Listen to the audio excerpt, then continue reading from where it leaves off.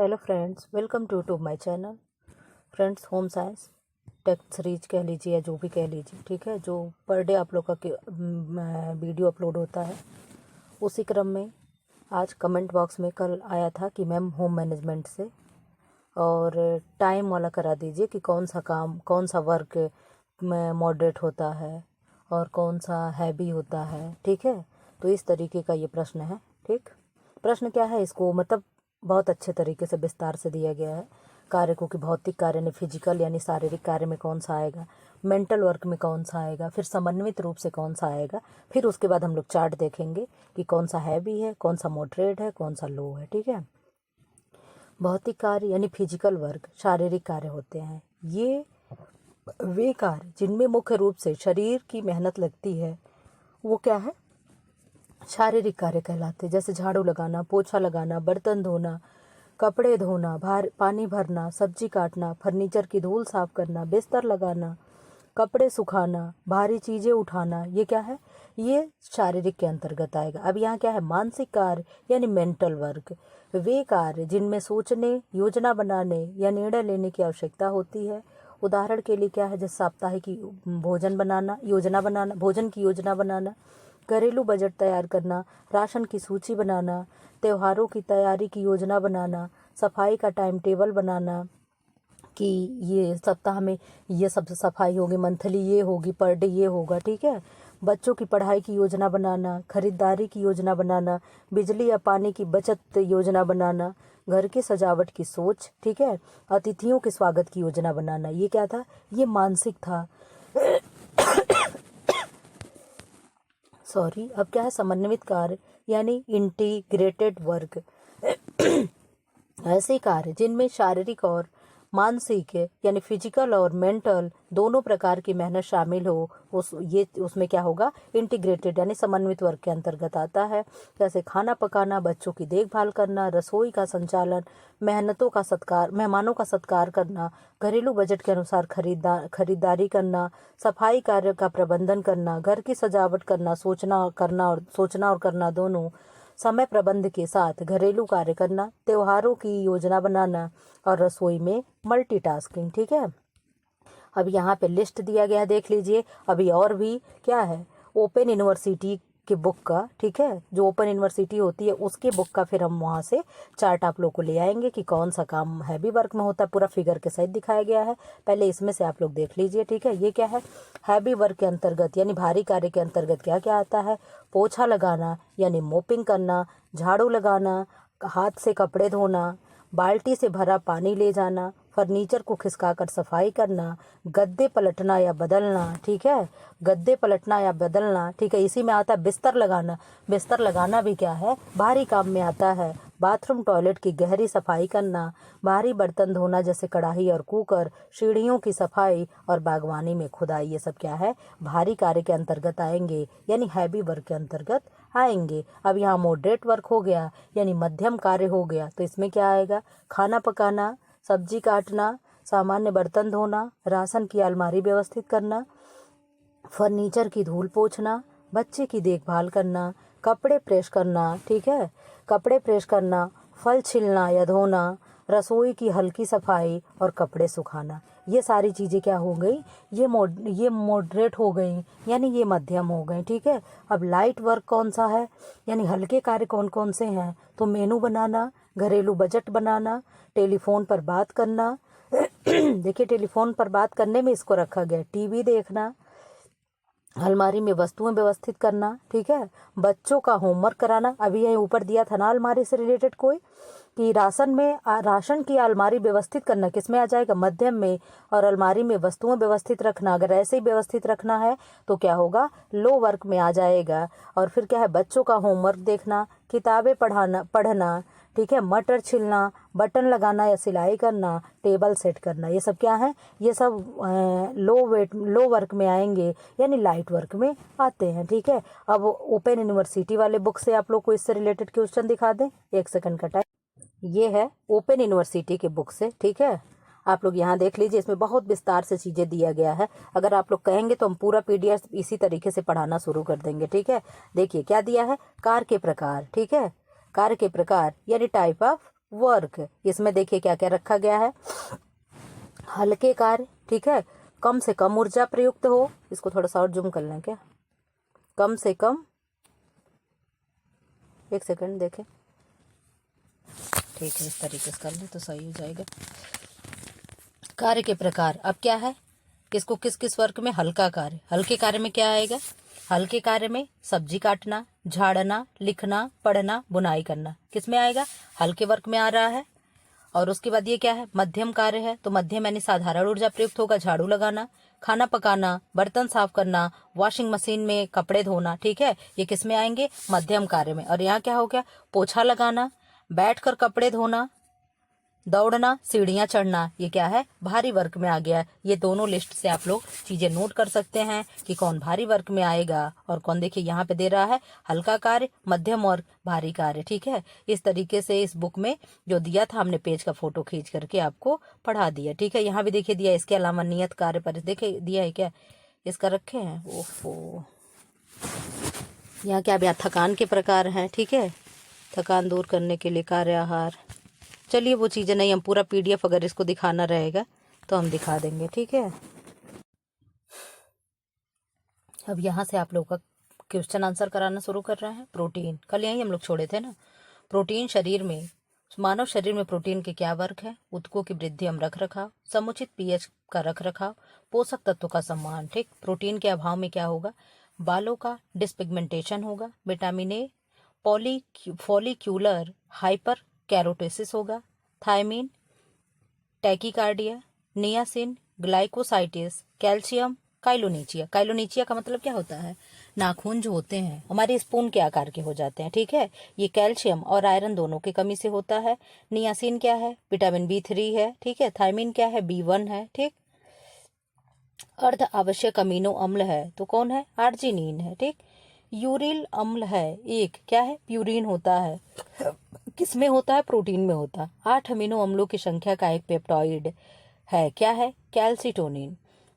Methionine amino अम्ल द्वारा संश्लेषित की जाती है तो डोपामाइन गर्भावस्था के दौरान संश्लेषित कुल प्रोटीन है 700 ग्राम, ठीक।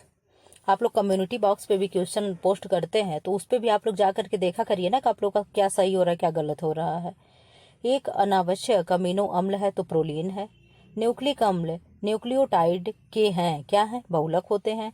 पेलाग्रा, नियासिन, बेरीबेरी, थायमीन, काइलोनीचिया लोहा, ठीक है। देखिए आयरन हो गया ना, कैल्शियम था, क्या हो गया, आयरन हो गया। काइलोनीचिया आयरन और जुरप्थेल्मिया रेटिना संबंधी। अब ये क्या है, niacin vitamin B3, thymine B1, लोहा यानी आयरन, रेटिना संबंधी यानी विटामिन ए हो गया, ठीक है।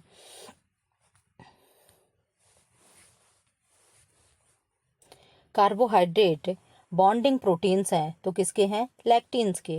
वृद्धि का अभाव, चिड़चिड़ापन, त्वचा परिवर्तन और बालों में परिवर्तन के यह सारे लक्षण किसके हैं, क्वाशियोरकर के। मुख्यतः अमीनो एसिड के रूप में अवशोषित किए जाते हैं तो प्रोटीन है। सड़ी हुई और अमोनिया जैसी गंध उत्पन्न करने के लिए बैक्टीरिया द्वारा भोजन का घटक पचाया जाता है तो किससे, प्रोटीन से, ठीक है। मानव शरीर में प्रोटीन का प्रमुख कार्य क्या है, ऊतकों की मरम्मत करना। प्रोटीन का आवश्यक घटक जो रेटिना रिसेप्टर्स में प्रकाश को अवशोषित करता है तो कौन करता है, रोडाप्सिन करता है। अर्ध आवश्यक अमीनो अम्ल है तो एलानिन है।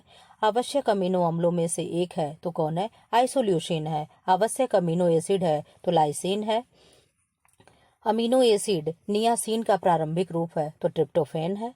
प्रोटीन विश्लेषण की सबसे अधिक उपयोग होने वाली विधि कौन सी है, तो जेल्डॉल विधि है। इसी को केल्डॉल विधि भी कहते हैं। अपूर्ण प्रोटीन है तो क्या है, अपूर्ण प्रोटीन जिलेटिन है। लगभग 16% नाइट्रोजन होती है प्रोटीन में। शिशु के टिश्यू में पानी के जमा होने को कहते हैं तो एडिमा कहते हैं, ठीक है, ओडिमा या एडिमा कहते हैं। गेहूं में पाया जाने वाला प्रोटीन कौन सा है, तो ग्लूटीन प्रोटीन है, ठीक है। सीलियक के रोगी को ग्लूटीन नहीं दिया जाता है। डैश डैश डैश की कमी से वृद्धि में अवरोध एवं ग्लूकोज वसा तथा प्रोटीन के चयापचय में बाधा होता है तो किसके, क्रोमियम की कमी से, ठीक है। प्रोटीन की कमी से बच्चों में यह रोग दिखाई देता है तो क्वाशियोरकर दिखाई देता है। और प्रोटीन और एनर्जी की कमी से कौन सा रोग दिखाई देता है, तो मेरास्मस दिखाई देता है। प्रोटीन में नाइट्रोजन होता है तो 14 से 20% नाइट्रोजन होता है। अगर स्पेशली पूछा जाए तो कितना होता है, 16% होता है। धात्री माता के लिए इसको छोड़ दे रहे हैं। आवश्यक वसा अमीनो अम्ल आवश्यक वसा अम्लों में शामिल है, तो क्या है, लिनोलिक अम्ल और लिनोलेनिक अम्ल। ठीक है, क्या होता है, लिनोल, और इसमें क्या होगा, और एक आर्किडोनिक भी होता है। ठीक है, अमीनो अम्ल जिनका संश्लेषण शरीर में नहीं हो सकता वे कहलाते हैं आवश्यक अमीनो अम्ल। ठीक है, आवश्यक अमीनो अम्ल है जो इनको हमें भोजन के साथ इंटेक करना होता है, और जो अनावश्यक होते हैं वो हमारे शरीर क्या करती है, खुद बना लेती है। प्राकृतिक बहुलक है तो क्या है, प्रोटीन है। एक सल्फर युक्त अमीनो एसिड है तो मिथियोनिन है। ठीक है, एक आवश्यक अमीनो अम्ल नहीं है तो एलानिन नहीं है। आवश्यक अमीनो एसिड है, ठीक, आवश्यक अमीनो एसिड है तो क्या है, आइसोल्यूसिन, लाइसिन और ल्यूसिन। क्या है, आइसोल्यूसिन, लाइसिन और ल्यूसिन, ये क्या है, आवश्यक अमीनो एसिड है। अनूठे खाद्यान्न पोषण सुरक्षा के लिए विकसित किए गए हैं पूर्ण प्रोटीन और क्या है, स्पुरुलिना और टेक्सचर्ड सोया प्रोटीन। ठीक, खाद्य पदार्थ में नाइट्रोजन की मात्रा के क्रूड प्रोटीन में परिवर्तन होने का आकलन करने के लिए रूपांतरक गुणक है, तो क्या है, 6.25। ठीक, सुगंधित अमीनो अम्ल क्या है, टायरोसिन। ठीक है, गंधक युक्त अमीनो अम्ल कौन से हैं, मिथियोनिन है। प्रोटीन अमीनो एसिड्स से बनते हैं, शरीर का निर्माण करते हैं, ये अधिक मात्रा में पाए जाते हैं किसमें, अंडे की जर्दी में। प्रोटीन प्लस ऊर्जा की कमी से क्या होगा, तो मेरास्मस नामक रोग होता है, और केवल प्रोटीन की कमी से क्या होगा, क्वाशियोरकर नामक रोग होता है। क्वाशियोरकर किसकी कमी से होगा, तो प्रोटीन के। गेहूं में पाए जाने वाला प्रोटीन है तो क्या है, ग्लूटीन है। मक्के में पाए जाने वाला प्रोटीन क्या है, जीन है। और चावल में पाए जाने वाला प्रोटीन क्या है, बादाम में तो इरेचीन है। ठीक है, इस तरीके से सारी जगह के प्रोटीन आप लोगों को मैं करा चुकी हूँ। प्रोटीन वाले वीडियो में जाकर के आप लोग देखिएगा किस किस चीज़ में, सोया में कौन सा प्रोटीन है, अंडे में कौन सा प्रोटीन है, हर जगह के प्रोटीन हम एक ही जगह कलेक्ट करके आप लोग को प्रोटीन वाले वीडियो में करा चुके हैं। ठीक, न्यूक्लियोप्रोटीन एवं ग्लाइकोप्रोटीन को जाना जाता है युग्मी प्रोटीनों के रूप में। कार्न मक्का यानी जर्म आयल में अच्छी सुगंध होती है, यह एक अच्छा साधन है किसका, लिनोलेनिक अम्ल का अच्छा साधन है। प्रोटीन में लगभग 16% नाइट्रोजन होता है। मस्तिष्क के लिए ऊर्जा का मुख्य स्रोत है तो प्रोटीन है। ठीक है, जो वह मान जो प्रोटीन की गुणवत्ता किसी खाद्य पदार्थ में बताता है तो क्या है, NPU यानी नेट प्रोटीन यूटिलिटी। ठीक है, प्रोटीन एक कार्बनिक यौगिक है जो बना होता है अमीनो अम्लों से। वह वनस्पतिक स्रोत जिसमें ग्लूटीन प्राप्त होता है वह क्या है, गेहूं है। प्रोटीन का अंतिम उत्पाद क्या है, अमीनो एसिड है। मानव शरीर में अनिवार्य अमीनो अम्लों की संख्या कितनी होती है, तो 10 होती है, और अनिवार्य जो अनावश्यक होते हैं उनकी भी 10 होती है, यानी टोटल अमीनो एसिड कितने होते हैं, 20 होते हैं। ठीक है, और आप लोगों को इसी तरीके से जो भी जितने भी अमीनो एसिड हैं उनका ट्रिक हम याद करवाए हैं, और वो क्या है, इसी प्लेलिस्ट में होगा, आप लोग जा करके देख सकते हैं। ठीक है, ये प्रोटीन हमको लग रहा है दूसरा बार हो रहा है, क्यों, क्योंकि अभी हम ब्रांच वाइज चल रहे हैं। ठीक है, तो फूड एंड न्यूट्रिशन में ये सारी चीजें आती हैं, तो पहले हम यही कंप्लीट करवा रहे हैं, तो इसमें ये क्या है, दोबारा रिपीट चीजें हो रही हैं। ठीक है, जो पीछे देखा होगा उसे लग रहा होगा कि ये चीजें हम लोग पहले भी पढ़ चुके हैं, उसमें कुछ और भी थोड़ा सा पढ़े थे, क्वेश्चन अलग से भी पढ़े थे, इसमें क्या है, केवल यही पढ़ रहे हैं। ठीक है, सामान्यतः सामान्यतः कम प्रोटीन वाला आहार दिया जाता है तो पीलिया में दिया जाता है। सामान्यतः मनुष्य को प्रोटीन की कितनी प्रतिशत यानी 4 kg मात्रा दी जाती है। प्रकृति में से सीधे तौर पर प्राप्त होने वाले विटामिन जिसके लिए किसी भोज्य पदार्थ की भी जरूरत नहीं है तो क्या है, विटामिन डी है। ठीक है, शरीर में कोशिका निर्माण करता है तो प्रोटीन करता है। प्रोटीन की इकाई है अमीनो एसिड। मेथियोनिन अमीनो अम्ल का अभाव होता है दालों में। ठीक है, और दालों का किस में अभाव होगा, मेथियोनिन का अभाव होता है। पीतल को साफ करने के लिए उपयोग होता है इमली का। इमली में कौन सा अम्ल पाया जाता है, तो टार्ट्रिक अम्ल पाया जाता है। ठीक है, नींबू में कौन सा अम्ल पाया जाएगा, तो सिट्रिक अम्ल पाया जाएगा। और सिरके में एसिटिक अम्ल पाया जाएगा। ठीक है, सेब में मैलिक अम्ल पाया जाता है। वह रंग जो गौरवशाली, प्रभावशाली और संपन्न माना जाता है तो बैंगनी है। प्रोटीन का पाचन होने के पश्चात वह परिवर्तित हो जाता है तो अमीनो अम्ल में परिवर्तित हो जाता है, यानी प्रोटीन का सबसे सूक्ष्मतम इकाई क्या है, अमीनो एसिड है। प्रोटीन प्राप्त करने का सर्वोत्तम स्रोत है तो सोयाबीन है। कितने प्रतिशत मिलता है, 40 से 43% क्या होता है, प्रोटीन मिलता है। लैक्टिक अम्ल दूध में, एसिटिक अम्ल सिरके में, साइट्रिक नींबू में, ब्यूटेरिक क्या है, ब्यूटेरिक अम्ल मक्खन में, वो भी कैसा, दुर्गंध जब आता है तब। एल्ब्यूमिन पाया जाता है अंडे में। आवश्यक अमीनो अम्ल है ट्रिप्टोफेन। ठीक है, ट्रिप्टोफेन है। जैविक मूल्य गुणवत्ता का मापन करने के लिए प्रयुक्त होता है। प्रोटीन 5 ग्राम प्रोटीन देगा 20 किलोग्राम, ठीक है, क्या है 20 किलो कैलोरी। और अगर यही पूछ ले 9 ग्राम वसा कितने किलो कैलोरी देगा, तो आप क्या बताएंगी? 9 ग्राम वसा तो 9 गुणे क्या कर देंगी? 9 ग्राम अगर वसा है तो कितना हो गया? 1 का 9 तो 99 कितना होगा? इस तरीके से आप निकाल सकते हैं, ठीक है। चलो 10 हम पूछ ले रहे हैं, ठीक है। 10 ग्राम अगर फैट है, ठीक है, तो इसका कितना होगा मान? तो 10 गुणे क्या हो जाएगा? 9 हो जाएगा। जो भी चीजें आएंगी यहाँ पे निकल के, क्योंकि 1 ग्राम वसा का क्या होता है? 1 ग्राम वसा 9 किलो कैलोरी एनर्जी देता है। अंडा क्या है? एविडिन। एविडिन में अंडे में एविडिन होगा, दूध में केसिन होगा, ये सब क्या है? ये उसके प्रोटीन है। गेहूं में ग्लूटीन होगा, मांस में कोलेजन होगा, ये इन सब में उपस्थित प्रोटीन के नाम है, ठीक है। भारतीय प्रौढ़ पुरुष की औसत दैनिक ये छोड़ दे रहे हैं। हरा, नारंगी और बैंगनी कलर है तो द्वितीयक कलर है, ठीक है। अगर आप लोग कहेंगे ना तो हम ओपन यूनिवर्सिटी का जो पीडीएफ है, हम उससे आप लोग को सारे क्वेश्चन चैप्टर वाइज करा दे। बस यही लगता है ना कि चैप्टर वाइज थ्योरी पता नहीं आप लोग पढ़ेंगे नहीं पढ़ेंगे, इसलिए हम ले नहीं आते। नहीं तो सारे उसका ओपन यूनिवर्सिटी का 23 चैप्टर और सब हम पीडीएफ अपने पास रखे हुए हैं, ठीक है।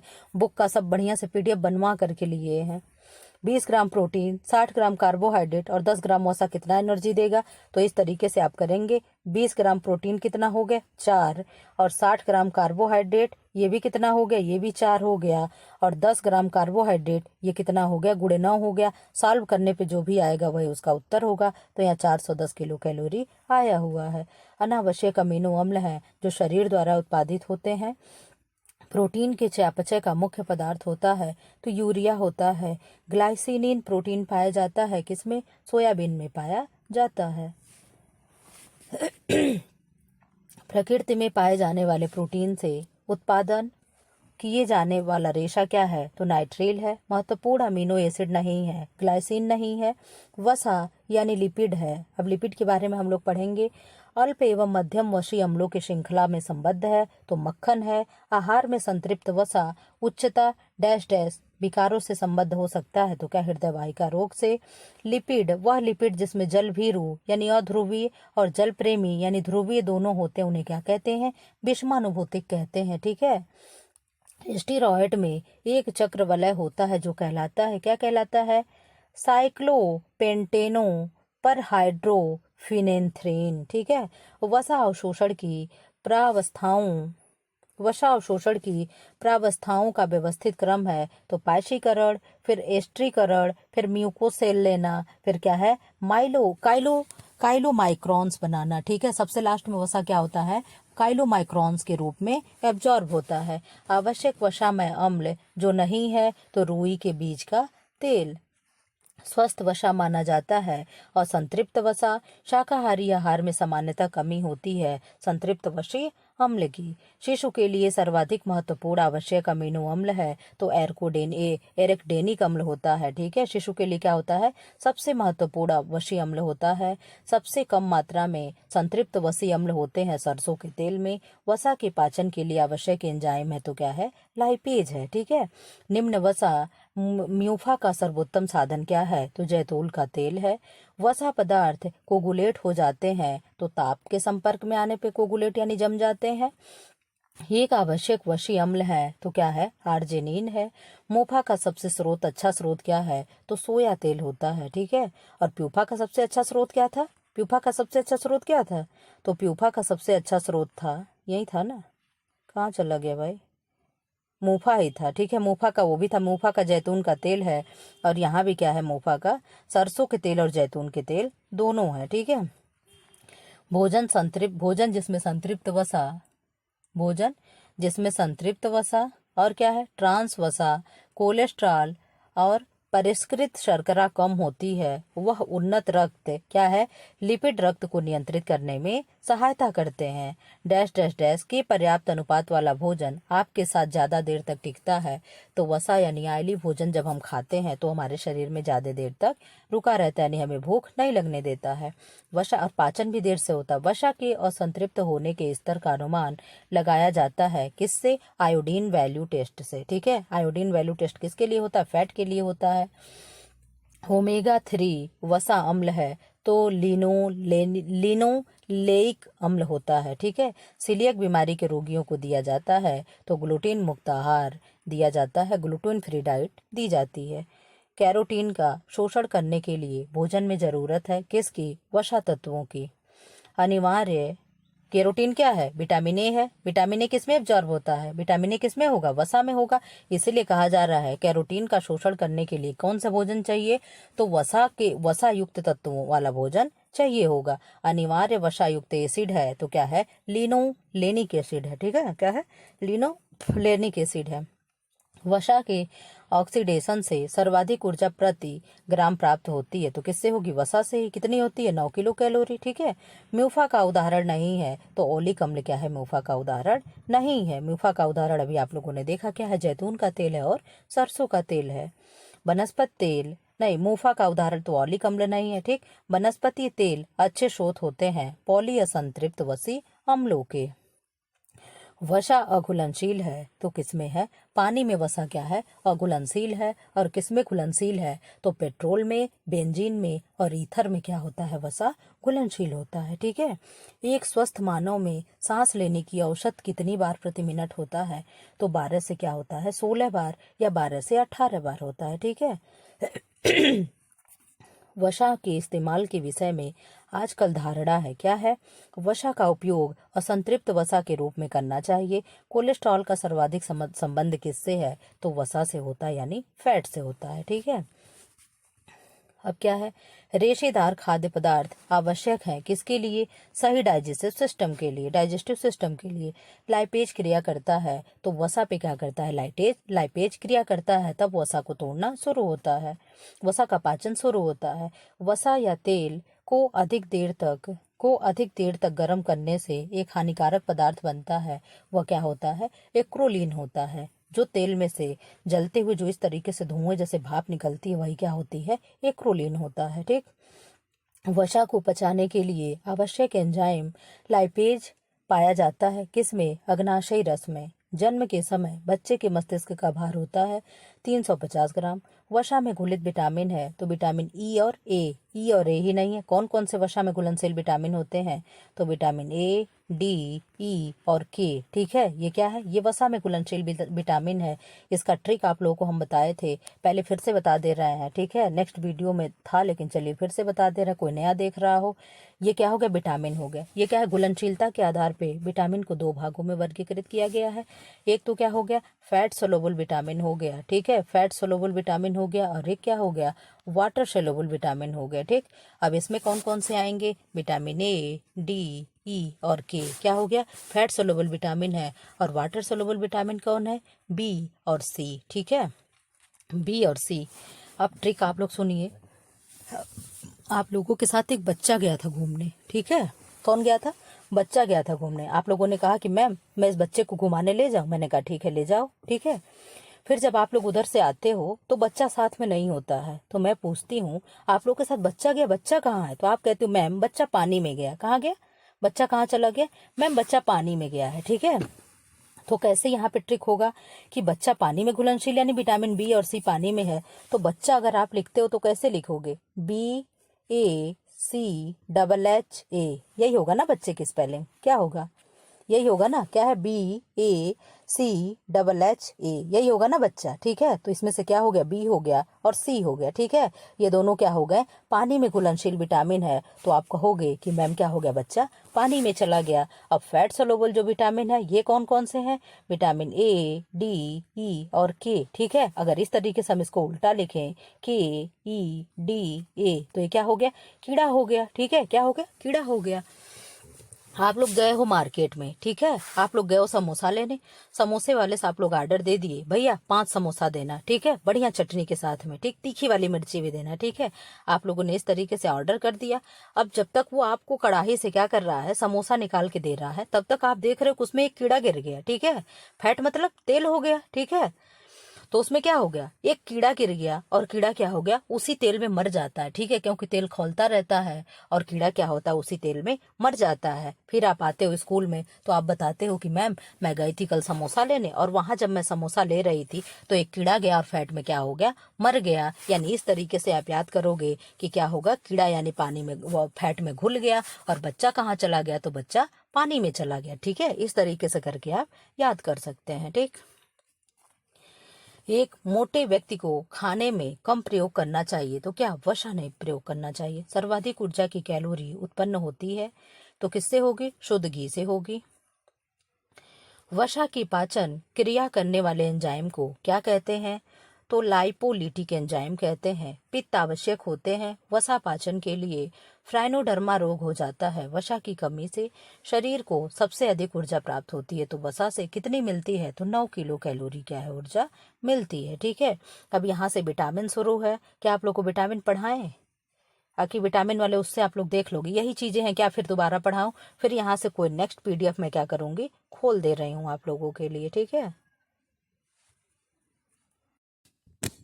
एनीमिया के प्रकार। अब इसी में आप लोग को हमने सोचा कि जो भी अपना नोटबुक है थोड़ा बहुत फोटो खींच करके पढ़ा दे, इसीलिए थोड़ा इसमें से चले गए थे। ठीक है, क्या है, एनीमिया के प्रकार, टाइप ऑफ एनीमिया। ठीक है, सब चीजें देखिए यहाँ पे स्टोर किए हुए हैं। देखिए क्या है, माइक्रोसाइटिक एनीमिया क्या है, विटामिन ई के कमी से होता है। किसके कमी से होगा, विटामिन ई के कमी से क्या होगा, माइक्रोसाइटिक एनीमिया होगा। इसमें क्या होता है, आरबीसी का आकार क्या होगा, बढ़ जाएगा। ठीक है, अब क्या है, हीमोसाइटिक एनीमिया, इसमें क्या होगा, ये विटामिन के की कमी से होता है।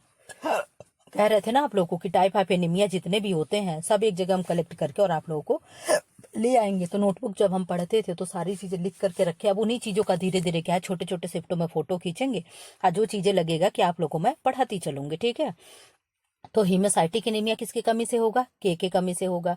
माइक्रोसाइट्रिक एनीमिया क्या होगा, माइक्रोसाइटिक एनीमिया क्या होगा, विटामिन बी 6 की कमी से होगा। किसकी कमी से होगा, विटामिन बी 6 की कमी से। इसमें क्या होगा, आरबीसी का आकार बढ़ जाता है, यानी आरबीसी का आकार इंक्रीज हो जाता है। और किसमें डिक्रीज हो जाता है, यानी किसमें, सॉरी, इसमें क्या होगा, आरबीसी का आकार घट जाता है। ठीक है, इसमें क्या होगा, आरबीसी का आकार घट जाएगा और विटामिन विटामिन ई की कमी से क्या होगा, आरबीसी का आकार बढ़ जाता है। ठीक है, मेगालोब्लास्टिक एनीमिया ये किसकी कमी से होता है, विटामिन बी 9 की कमी से होता है, यानी फोलिक एसिड की कमी से होता है। अब क्या है, परनीसियस एनीमिया, बैरोमास एनीमिया, एडिसन्स एनीमिया। ठीक है, और क्या है, बेरमर्स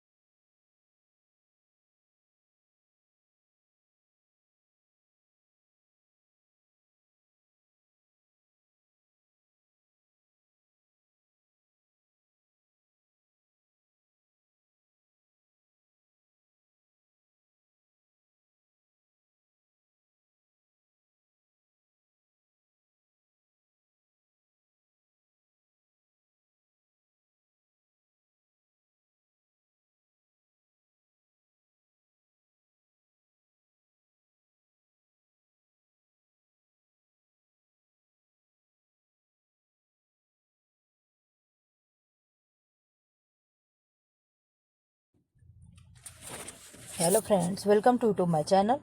फ्रेंड्स, कल के वीडियो में हम लोग यहाँ तक देख लिए थे, ये चैप्टर पूरा हो गया था, भोजन के द्वारा होने वाले रोगों उपचार। ठीक है, तो वहीं से अब ये हमें शुरू करना था, जिसको हम लेकर के यहाँ से शुरू कर रहे हैं। ठीक, सही शुमेल है।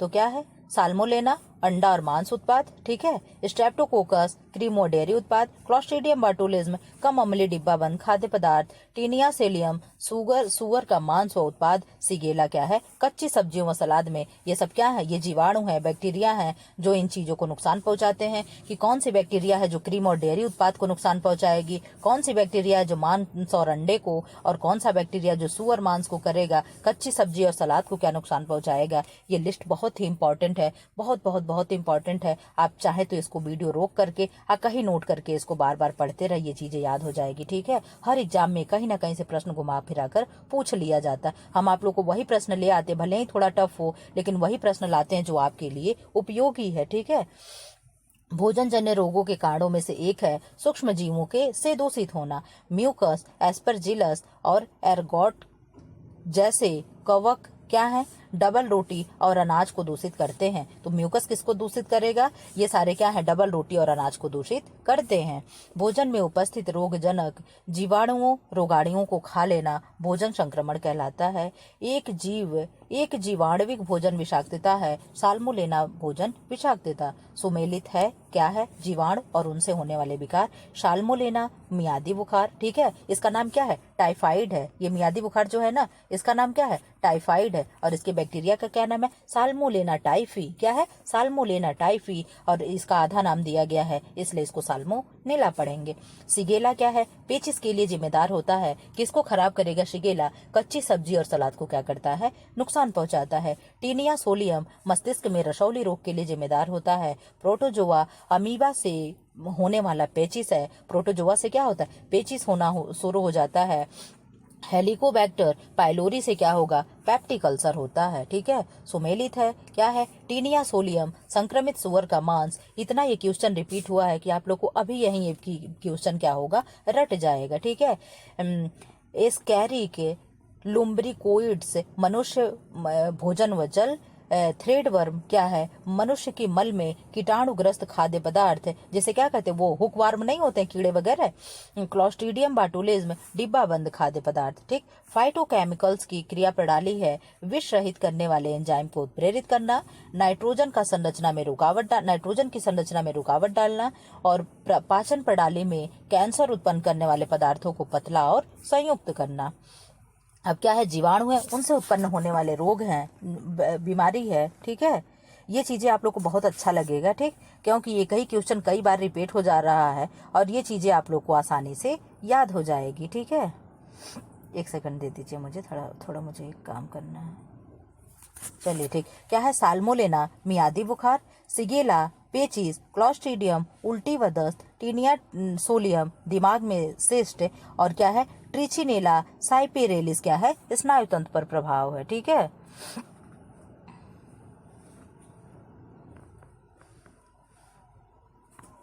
अब क्या है? अति सूक्ष्म जीवों को निष्क्रिय किया जा सकता है। कैसे? उबालकर बर्फ जमाकर और निर्जलीकरण द्वारा। ठीक है, किसके द्वारा किया जा सकता है? निर्जलीकरण द्वारा, उबाल कर और क्या है? बर्फ जमा करके हम अति सूक्ष्म जीवों को क्या करते हैं? निष्क्रिय कर सकते हैं। इसीलिए कोई भी चीज हम लोग फ्रिज में रखते हैं, कोई भी सब्जी होती है सुखा कर रखते हैं, सफल मटर जो होता है उसे क्या करते हैं? जो उसमें आइस में दबा करके रखते हैं। ठीक है, क्या है? क्लॉस्ट्रीडियम परफ्रिंजेंस, इसमें क्या होगा? Gastro enteritis. ठीक है, एंटामीबा यानी एंटामीबा हिस्टोलिटिका अमीबी डिसेंट्री है। सिगेला बैक्टीरियम क्या है? बैसिलरी डिसेंट्री है। और कंप्लोबैक्टर जेजूनी ये क्या है? डायरिया है। ठीक है, 3D और 4D आप लोग जानते हैं ना, यही 3D में ही तो डायरिया आता है। अब चलिए आप लोग को बता भी देते हैं कि 3D क्या होता है और 4D क्या होता है। ठीक है, यहाँ एक्सप्लेन कर देते हैं। 3D क्या है? डायरिया। ठीक है, डायरिया, डर्मेटाइटिस। ठीक है, क्या है? Dermatitis, dementia. क्या है? डिमेंशिया और डेथ। क्या है?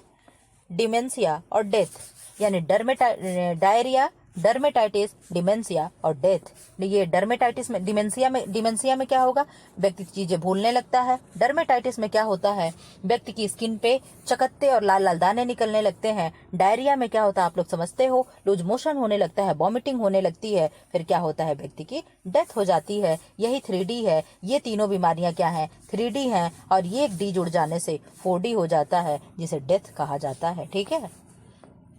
खाद्य पदार्थ जनित उन्मत्तता या नशा उत्पन्न करता है, तो कौन करता है, स्टेफाइलोकोकस ऑरियम क्या करता है, खाद्य पदार्थों से नशा उत्पन्न करता है। और एक कौन करता है, क्लॉस्ट्रीडियम बाटुलिज्म करते हैं। ठीक है। हमारे घर में जो खाना खराब हो जाता है, गर्मियां आ रही, जाते जाते खाना खराब होते हैं, ये दोनों कॉजेज जो होते हैं, बैक्टीरिया, ये हमारे खाने को नुकसान पहुंचाते हैं। सूक्ष्म जीवों से खाद्य विषाक्तता होती है, तो क्लॉस्ट्रीडियम बाटुलिनम और क्या है, स्टेफाइलोकोकस ऑरियम। ठीक है। इस मानवीय बीमारी के कारणात्मक कारक बैक्टीरियल टॉक्सिन का प्रकार है, तो क्या है, बॉटुलिज्म है। खाद्य पदार्थ विकृतीकरण होता है, तो सूक्ष्म जीवों के पैदा होने से। ठीक है। वह प्रक्रिया जो भोजन पदार्थ में जीवाणु को जाने से रोकता है, तो क्या रोकता है, इरेडिएशन। क्या रोकता है, इरेडिएशन रोकता है। बासी ब्रेड में आमतौर पर असर होता है, तो मोल्ड का, मोल्ड जानते हो, ये ब्रेड है। ठीक है। इसके ऊपर जो हरी हरी कलर के ऐसे रुएं जैसे जो फफूंद या कवक लग जाते हैं, वही क्या होते हैं, मोल्ड होते हैं। ठीक है।